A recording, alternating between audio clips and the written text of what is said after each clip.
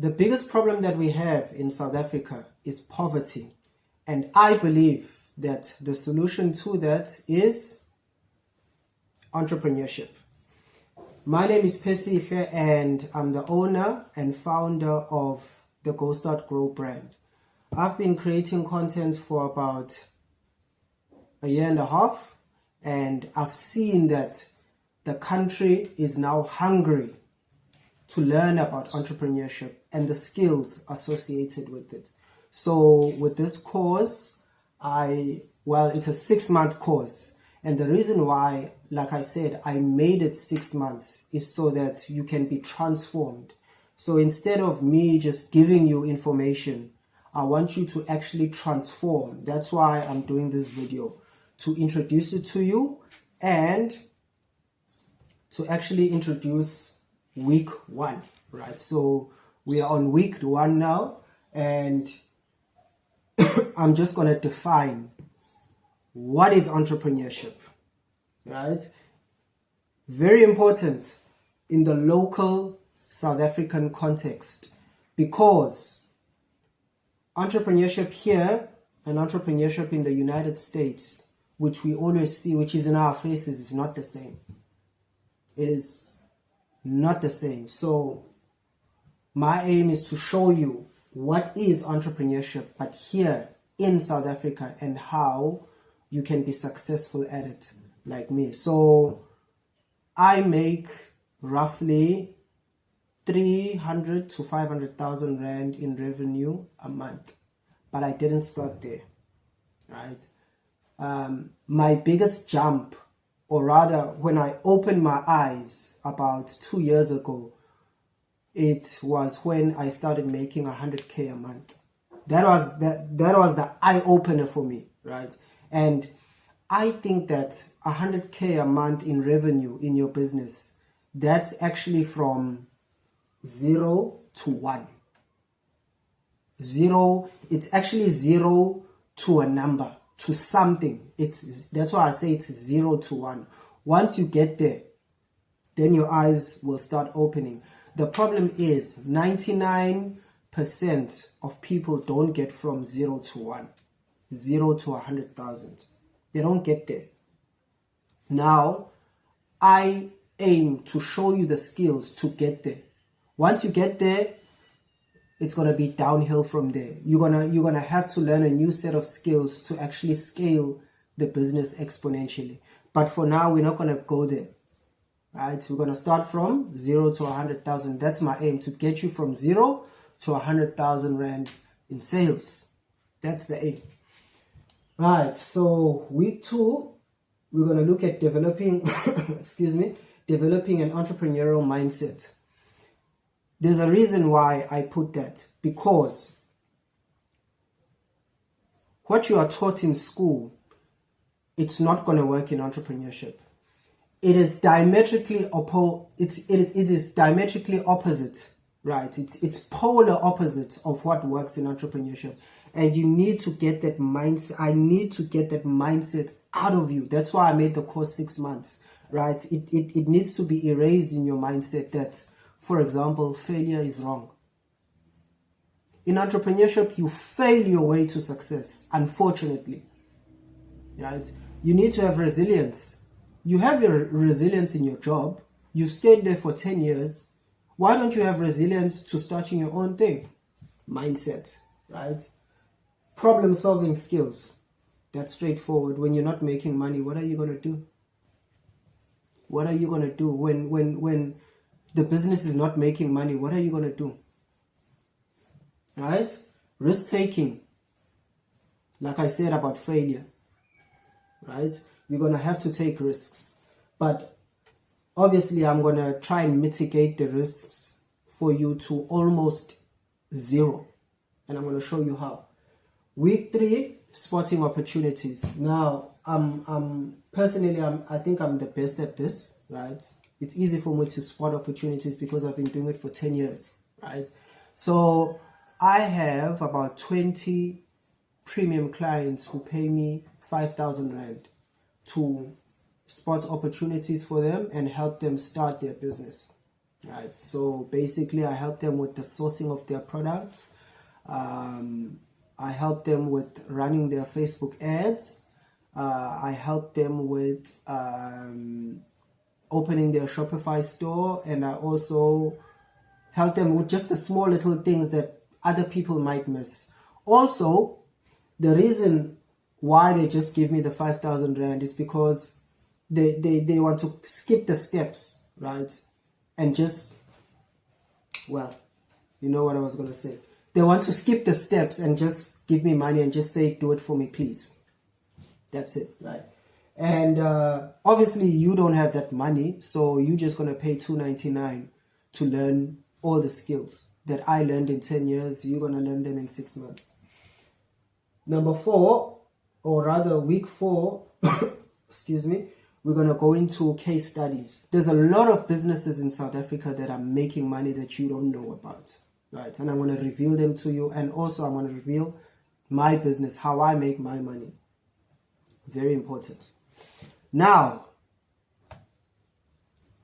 what is entrepreneurship? What is it? Well, I can tell you what it's not. Entrepreneurship is not solving a problem for the community. It is not that. You know, I actually cringe when I look back. I actually thought that. I actually thought entrepreneurship is solving a problem for the community, to make the community better. That is wrong.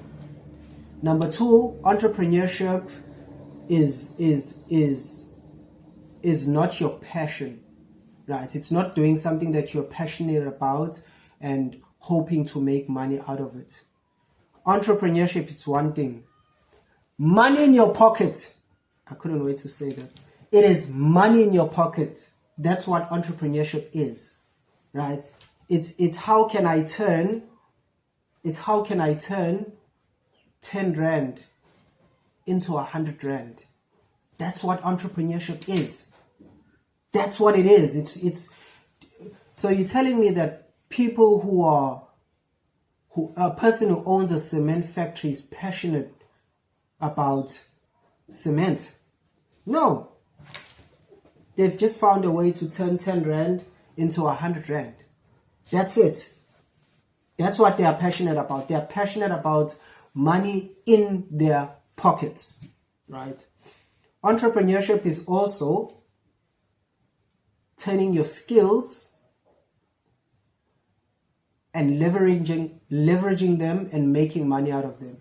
So this is me back in 2018. I won 50,000 Rand in a pitching den competition. In fact, this is one of the things that helped me to quit my job and really go hard in business, right? I wouldn't encourage you to do that. I was a little bit crazy. Maybe that's why I'm doing this today. But the skills that I've learned now, I can leverage them and charge someone. Why? Because I was willing to learn and I did the hard graft, and now I can change my knowledge into money, right? So let's go back. It's turning little money into big money. It is turning a skill that you have into money. One of my premium clients, they are a pharmacist, right? And they kept telling me, oh, I want to sell these health products, I want to sell this, I want to sell that. And I asked her, how long have you been doing or have you been in the pharmaceutical industry? And they were like, no, 15 years. And I'm like, what is the problem that you always see that people come and ask, for example? And she was like, no, people want to sell medication, so I always help them register with SAPRA. I give them forms to fill in. And I'm like, that's your business. That's your skill that you've learned over 15 years. That is something you can sell. So now I'm actually making a website for her. It's a little bit offline at the moment, but I was going to show you. I'm sure she wouldn't have had a problem. So she is turning her skill into a business. So you can see that I don't like the notion of telling people quit your job so that you can focus on your business. Your job can actually be something that you can turn into a business, that you see shortfalls in your job, and you can use these shortfalls to turn something into a business. Do you understand? Now, obviously, the types of entrepreneurship, I just covered this one, product-based versus service-based. Traditional, obviously it's product-based and service-based, that's traditional, versus digital, right? We're in the digital age now, and in one of the months, I actually cover digital. I actually have a digital business. It's called the Magic Teacher. You can go there quickly, magicteacher.co.za, and it's for teachers to use AI to teach their class, right? If there's ChatGPT to generate something quickly for you, why don't teachers have something that can just do their lesson plan, their test for them, right? Teachers just say, please create a lesson for me, or create a quiz, or create a test that I can give to my school learners on this topic. That's a digital business. I'm still learning, but we have subscribers. We have teachers who subscribe. We only charge like 99 Rand a month, right? I have close to 1,000 teachers, so you can see that's money, and that's going to grow exponentially over the years. Side hustle versus full-time, right? Like I said, I'm for you doing your business as a side hustle until you can do it full-time, right? Or if you're crazy like me, you cannot make it a hustle and do it full-time and go through the hard times. Go through the hard times, lose your cars. The bank comes and takes your cars, right? They're not stealing your car, they're taking it. You see? If you want to go full-time, unfortunately, you're going to go through stuff like that. You're going to lose your house. Maybe I didn't have a house. I had cars, and the bank took them, right? So you decide, but I'm for you doing it as a side hustle for a while. And then once you have the skills, once you're skilled up, once you're suited and booted, you can now do it full-time, right? So that you don't have to go through the hard times, right? You might not survive. I survived, right? Yeah, okay. Now, why does entrepreneurship matter? I know this for a fact. Your default setting is entrepreneurship. So this is me in my job, and this is me when I started entrepreneurship. Your default setting is always this. It's not this. In fact, this comes through this, right? This is me at Transnet, right? Someone started a business, and the business got so big and they needed help, and they employed you. They employed you. That's how a job is. That's how a job starts off, right? So in your job, you're actually helping someone or the government or an entity to make money, right? And so, like I said, this is your default setting. How do I know that? When I started my business, it was 2019. And people laughed at me. They were like, oh, why did you quit a nice cushy job at Transnet earning 30,000, 40,000 Rand a month from engineering? Why did you do that? They were laughing at me. A year later, in 2020, what happened? COVID. And people were getting fired. And people kept asking me, hey bro, can you help me? I want to start a business. I've just been fired from my job. So as soon as the job got bad, people got to their default setting. Let me work for myself. Now they wanted to work for themselves. You see, so This is why entrepreneurship matters, because it's your default setting. It's your internal setting, right? That's why people pay a lot of money for entrepreneurship consultation. That's why you paid money to be part of the entrepreneurship course, because you know internally, you know that it's something that I'm supposed to do. Yeah. So I think that South Africa is going through a transformation. I mean, if you look at the stats, it's really, really bad. Unemployment is at 60% for the youth, right?